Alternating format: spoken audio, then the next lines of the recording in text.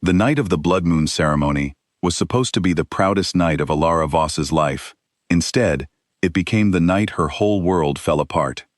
She stood at the center of the great stone hall of Blackthorn Ridge, surrounded by hundreds of wolves from every pack in the kingdom. Torches lit the walls in flickering gold. The air smelled of pine and smoke, and something older, something ancient that lived in the bones of that palace.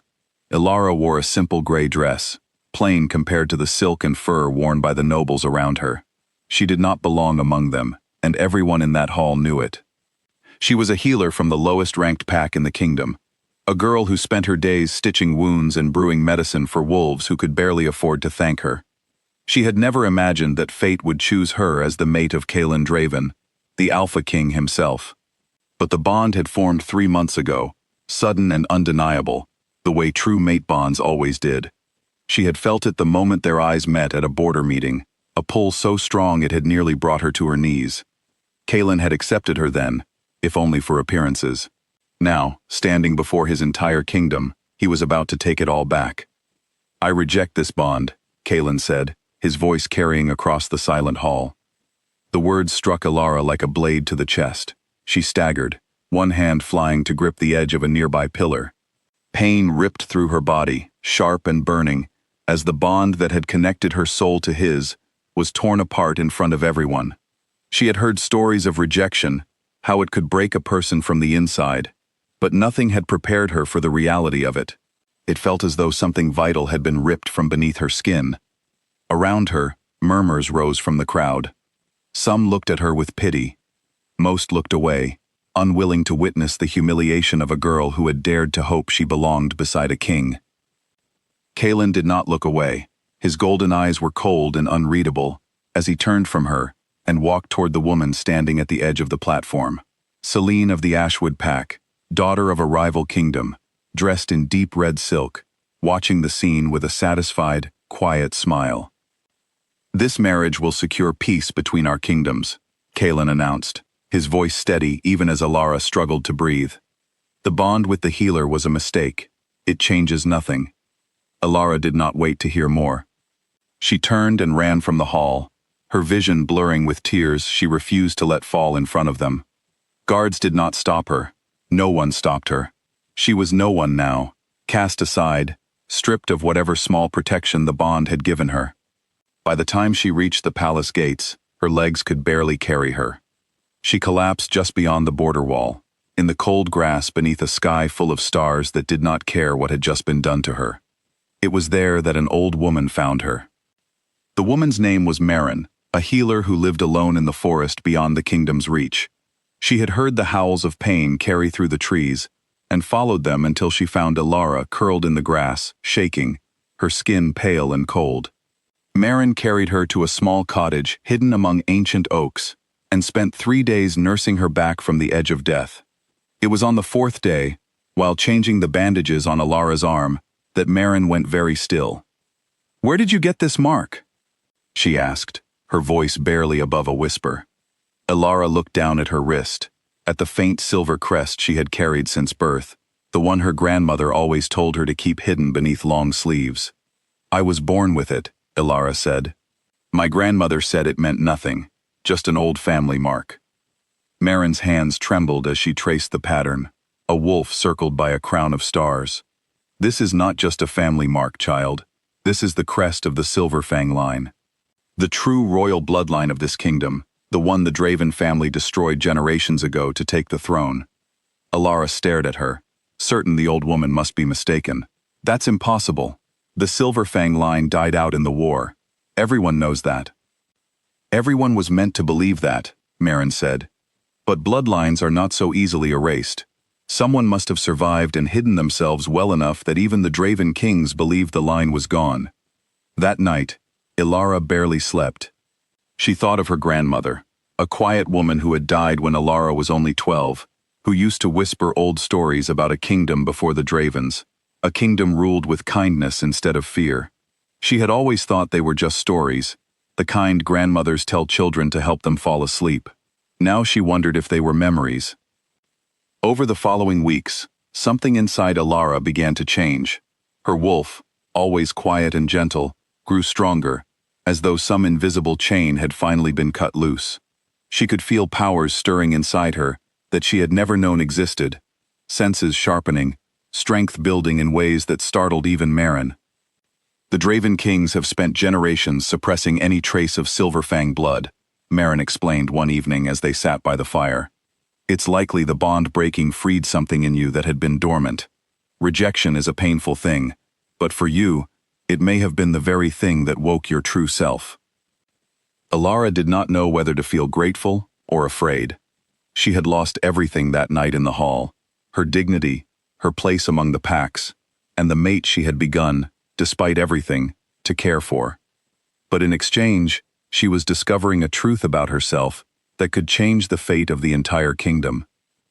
Word of a healer with unusual strength began to spread through the border packs who had long resented the Draven rule and its heavy taxes, its endless wars, its cold treatment of anyone born outside the palace walls.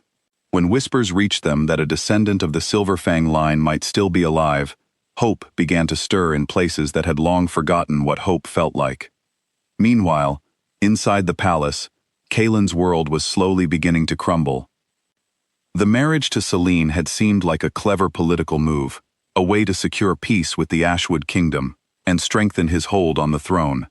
But within weeks, it became clear that Selene's family had other plans.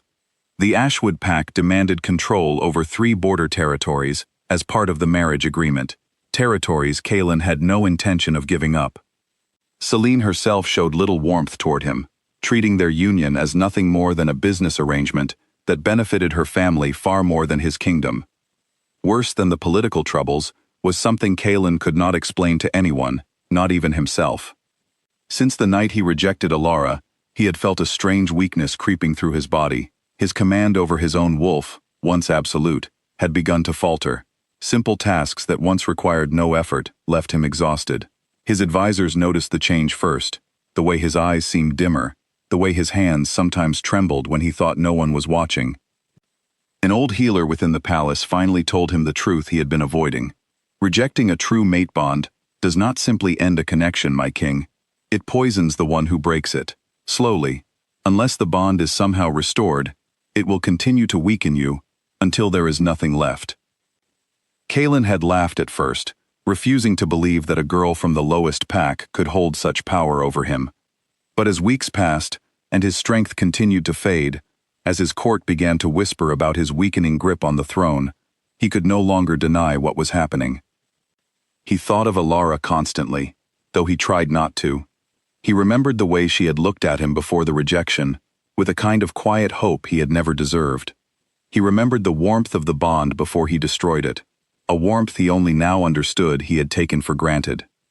When news reached the palace that a woman bearing the Silverfang crest had been seen among the border packs, gathering support, Kaelin felt something twist inside his chest that was not entirely political fear. He needed to see her. He told himself it was to protect his throne from a rising rebellion. He was not ready to admit it might be something else. He found her at the edge of the northern forest, standing before a gathering of pack leaders who had traveled from every corner of the kingdom to meet the woman rumored to carry royal blood. She looked different than he remembered. Stronger, steadier. The broken girl who had collapsed at his rejection was gone, replaced by someone who stood like she belonged exactly where she was. The gathered wolves went silent when Kaelin approached, tension rippling through the crowd. Alara did not flinch. She simply watched him with calm, unreadable eyes, the same eyes that had once looked at him with hope, now holding something far more complicated.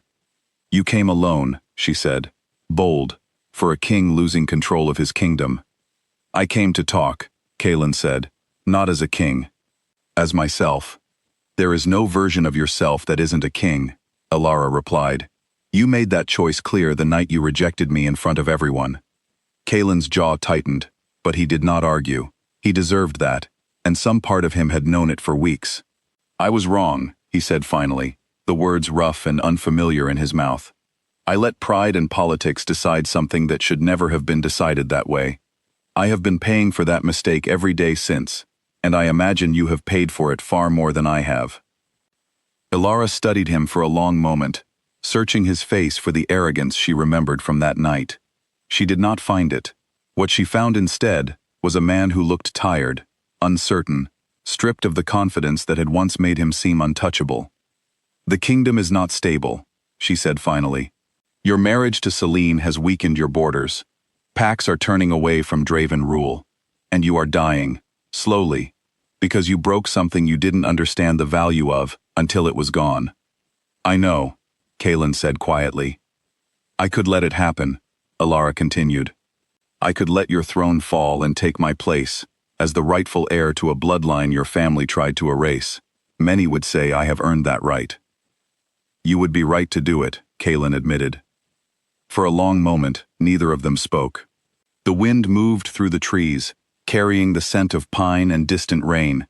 The pack leaders around them waited, sensing that whatever happened next would decide far more than the fate of two people. "But that is not what the kingdom needs," Alara said at last. "It needs stability. It needs both our bloodlines to stop fighting each other and start protecting the people who have suffered under that fighting for generations. I did not survive being cast aside just to tear everything down out of anger."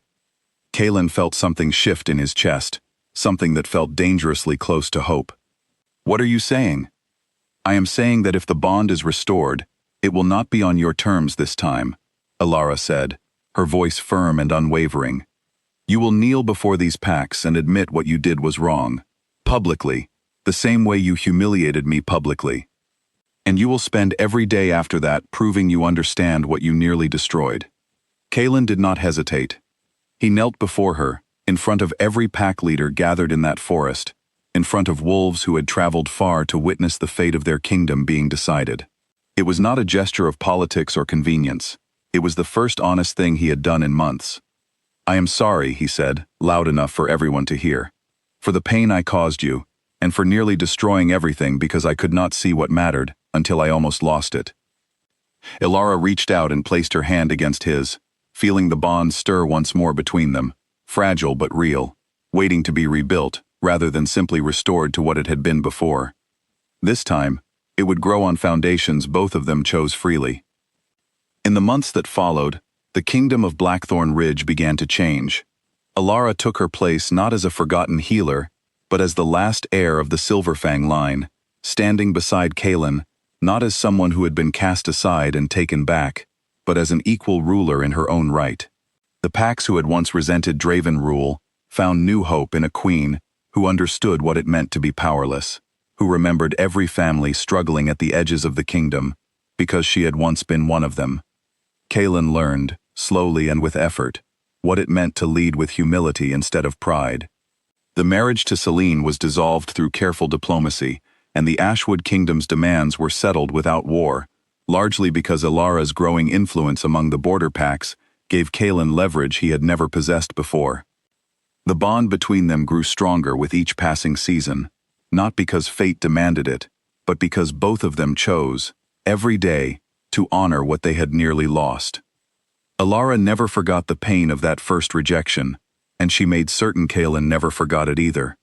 But from that pain, something new had grown, a partnership, built not on blind fate, but on hard-won trust. The kingdom that had once been divided by pride and old wounds slowly became a kingdom united by two bloodlines that history had tried to keep apart. And in the great hall of Blackthorn Ridge, where Alara had once been humiliated before hundreds of wolves, she now stood as queen, the Silverfang crest embroidered proudly across her royal robes, a symbol not of a bloodline nearly erased, but of one that had finally, rightfully, come home.